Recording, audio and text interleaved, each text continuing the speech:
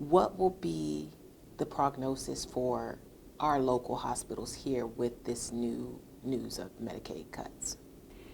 Right. So our healthcare system is certainly struggling in the state of Oregon because revenues are just not keeping up with expenditures. And any disruption to the funding within our health system has the capacity to create a negative impact on healthcare providers as well as, of course, patients in our community.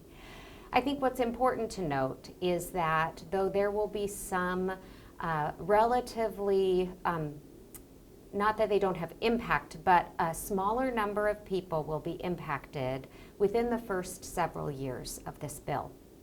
The majority of the changes to Medicaid that we think will more significantly impact the financials of the state Medicaid system as well as the number of people who are covered will take effect sometime in 2027 or 2028, depending on the particular provision. So right now we are preparing, but we're not facing the massive reductions imminently, though the state, I believe right now, is estimating that this will be about a $10 billion impact over 10 years if the next Congress maintains all of the things that this Congress passed. But of course, since many of these things happen after the midterms, we still have some degree of uncertainty around how much will go into effect and whether the next Congress would choose to make any changes. So for the next 3 years, things will probably stay pretty much the same.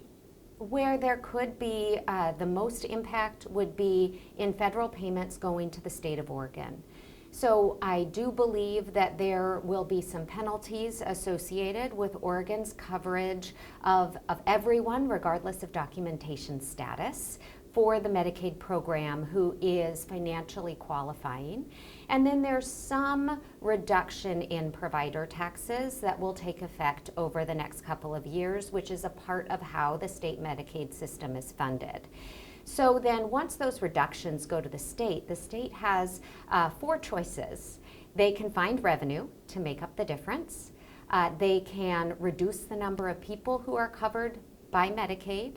They can reduce the services that are covered by Medicaid, and or they can reduce payments to providers in order to balance the budget. So over the next couple of years, we will be mostly watching what the state does in terms of balancing the budget. The reductions are less in the first couple of years, and then they start to become exponential. And so we're still waiting to know what will the state be able to make up in these first couple of years versus how much impact will hit us in the near term. As far as hospital guests, how many people in Lane County use the hospital and have Medicaid? I believe it's a 30 to 40% payer mix. I would encourage you to reach out to Peace Health and McKinsey Willamette to confirm what their payer mix is. But in our community, it's about a third of people who are maybe a little more on Medicaid. With those people potentially in a few years being unable to pay for services, what could that look like for hospitals?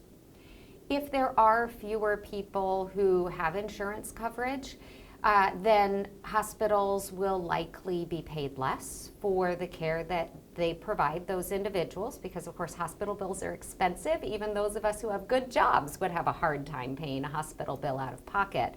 And that could definitely negatively impact the financial situation for our local hospitals, who are already struggling financially with, like I say, expenditures rising faster than revenues. We know that that Medicaid does not pay the bills for hospitals, so they pay about 60 cents on the dollar for the cost of care. But if that's better than what people can pay in a self-pay status, it puts the hospital in a worse situation. When we talk about the spending bill that just passed, what does it look like for the hospitals in rural communities? There's $50 billion set aside for those hospitals. So we're guessing that officials saw there's going to be impacts to these rural hospitals for sure. We got to set something aside. What could things look like for those hospitals?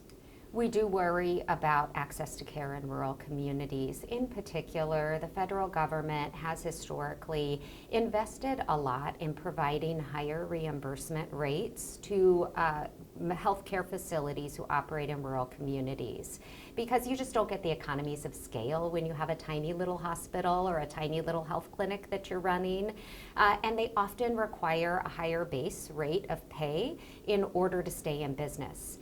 This bill would reduce some of those incentives. The $50 billion was intended to make up some of that. It will not make up 100% nationally in terms of federal support for our rural communities. So that is one of the areas we're watching very closely. Our rural communities could be impacted disproportionately compared to metro areas.